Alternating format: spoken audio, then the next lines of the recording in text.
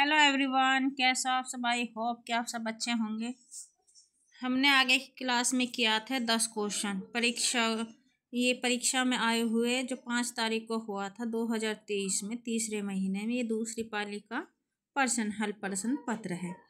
तो ये हमने देवनागरी लिपि का विकास क्रम क्या है ये हमने पढ़ा था। ब्राह्मी लिपि, गुप्त लिपि, कुटी लिपि। ये इसका दूसरा आंसर सही होगा। फिर ये हिंदी में अनुनासिक व्यंजनों की संख्या कितनी है? 5। ये देख लिया है। गोविंद वल्लभ पंत की अध्यक्षता में संयुक्त संसदीय राजभाषा समिति का गठन कब हुआ था? इसका 4 है। बुंदेली बोली की उपबोली कौन सी है? ये इसका 3 है। भदोरी, बनाफरी और खटोला था। यूरोप में बिहारी सस्सई के समक्ष कोई रचना नहीं, ये कथन किसका है? ये भी हमने देख लिया था, जॉर्ज ग्रियर्सन का। इसका ए नंबर सही था। लोग कबीर आदि भक्तों की ज्ञानश्री निर्गुणिया आदि कहते हैं। वे प्राय भूल जाते हैं कि निर्गुणिया होकर भी कबीरदास भक्त है और उनके राम वेदंतियों के ब्रह्मा की अपेक्षा भक्तों की भगवान अधिक है। किसका कथन है? ये हमने देखा था, आचार्य हजारी प्रसाद द्विवेदी का। इसका 3 नंबर सही है। प्रश्न नंबर 7 है, नई कहानी संदर्भ में प्रकृति पुस्तक के संपादक कौन है? तो इसका देवीशंकर अवस्थी है। महाभारत के अंतिम अंश को आधार बनाकर लिखा गया नाटक है अंधा युग। ये हमारा 3 नंबर, 4 नंबर अंधा युग, 4 नंबर सही है। ये परीक्षा गुरु से भी 1 वर्ष पूर्व लिखा गया, लेकिन प्रकाशित न होने के कारण इसे प्रथम उपन्यास या परीक्षा से पूर्व लिखे जाने के श्रेय से वंचित रखा गया। यह उक्ति किस उपन्यास से संबंधित है? ये हमारा 4था नंबर, निसहाय हिंदू से। ये हमारा 4था नंबर सही है उत्तर। लक्षणा मूलध्वनि का उपभेद है। इसका उत्तर 3 होगा। अर्थांतर संक्रमितीय वाच्य ध्वनि। हमारे अब 11 नंबर क्वेश्चन यहाँ से शुरू होता है, जो कि अगली क्लास में हमने 10 क्वेश्चन कर लिए थे। ये हमारा 11 क्वेश्चन यहाँ से हमारी क्लास स्टार्ट होती है। प्रश्न नंबर 11 है, भामा ने समस्त अलंकारों का मूल किस अलंकार को माना जाता है? ये वक्रोक्ति। भामा ने समस्त अलंकारों का मूल किस अलंकार को माना जाता है? वक्रोक्ति। क्वेश्चन नंबर 12 है, श्रीमती एनी बेसेंट को भारत आगमन किस वर्ष हुआ था? ये सन 1893। इसका 3 नंबर सही है। आगे देखते हैं। प्रश्न नंबर 13, निम्न में से किस चिंतक ने धर्म को शास्त्र का विषय न मानकर उसके मूल तत्व को अपने जीवन में अपनाकर विश्व का संदेश दिया है? ये किसने दिया है? रामकृष्ण परमहंस ने। आगे देखते हैं। ये हमारा ये प्रश्न हमारा 14वां है। अब एक सभ्यता का सूर्य सुदूर पश्चिम से उदय हो रहा है, जिसने इस नारकीय महाजनवाद या पूंजीवाद की जड़ खोदकर फेंक दिया। यह कथन किस लेखक का है? ये हमारा 2 नंबर प्रेमचंद। 2 नंबर सही होगा। आगे देखते हैं। हिंदी का पहला दैनिक समाचार पत्र कौन सा है?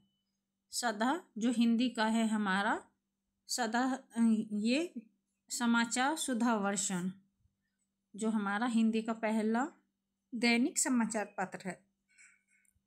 आगे देखते हैं। प्रश्न नंबर 16, असाध्य वीणा कविता में प्रियवंद ने किसको वीणा का रचयिता मानकर याद किया है? वज्र कीर्ति, जो इस पर टिक किया हुआ है। सूरदास का पद आयो घोष बड़ा व्यापारी किसकी ओर संकेतित करती है? उद्धव। ये हमारा 2 नंबर सही होगा।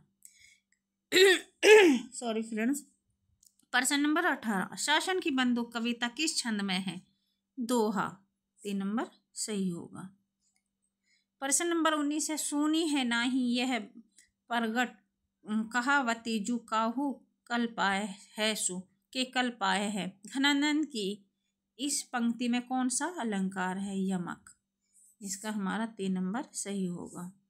प्रश्न नंबर 20 है, सभी संथालों को दामुल होज हो गया मेला आंचल उपन्यास के इस वाक्य में दामुल होज का क्या अर्थ है? आजीवन कारावास। ये हमारा क्वेश्चन आया हुआ है। ये हमारा 2024 में भी आजीवन कारावास का ये दामुल होज का अर्थ पूछा गया, और जो 23 में भी आया है और 24 में भी आया है। प्रश्न नंबर 21 है, जैसे जैसे उच्च स्तरीय वर्ग में गबन, धोखाधड़ी, भ्रष्टाचार और वंशवाद अपनी जड़ें मजबूत करता जाता है, वैसे ही यह उपन्यास और ज़्यादा प्रासंगिक होता जा रहा है। यह कथन किस उपन्यास के लिए उसके उपन्यासकार ने पुनः प्रकाशन की भूमिका लिखा है? राग दरबारी। ये हमारा 4 नंबर सही होगा। एक बार फिर देख लेते हैं प्रश्न को।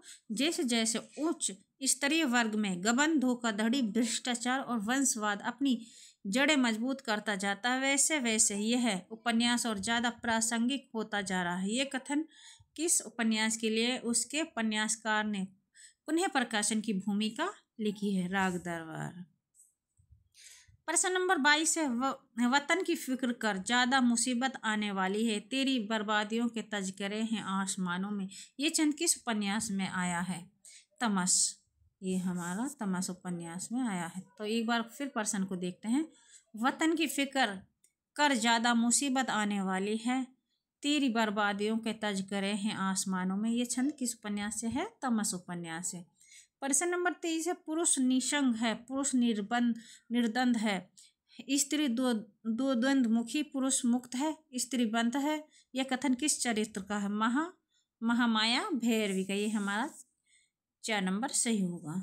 आगे देखते हैं प्रश्न नंबर 24, उसका युवापन एक प्रतिष्ठा की जिद कहीं चुराए बैठा है, वह इस प्रतिष्ठा के आगे कभी बहुत मजबूर कभी कमजोर हो जाता है और उसे भुगत भी रहा है। उपयुक्त कथन किस कहानी से उद्घृत है? पिता। ये हमारा 3 नंबर सही होगा। एक बार फिर प्रश्न को देखते हैं। उसका युवापन एक प्रतिष्ठा की जिद कहीं चुराए बैठा है, वह इस प्रतिष्ठा के आगे कभी बहुत मजबूर कभी कमजोर हो जाता है और उसे भुगत भी रहा है। उपयुक्त कथन पिता कहानी से।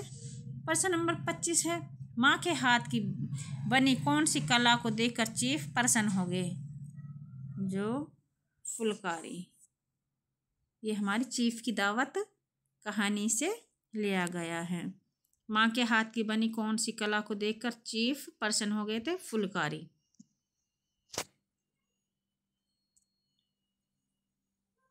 आगे देखते हैं।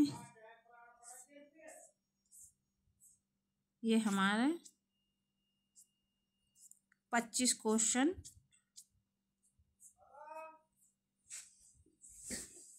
यहाँ समाप्त होते हैं। आगे की क्लास में हमारा ये 25 क्वेश्चन और लाने वाले हैं।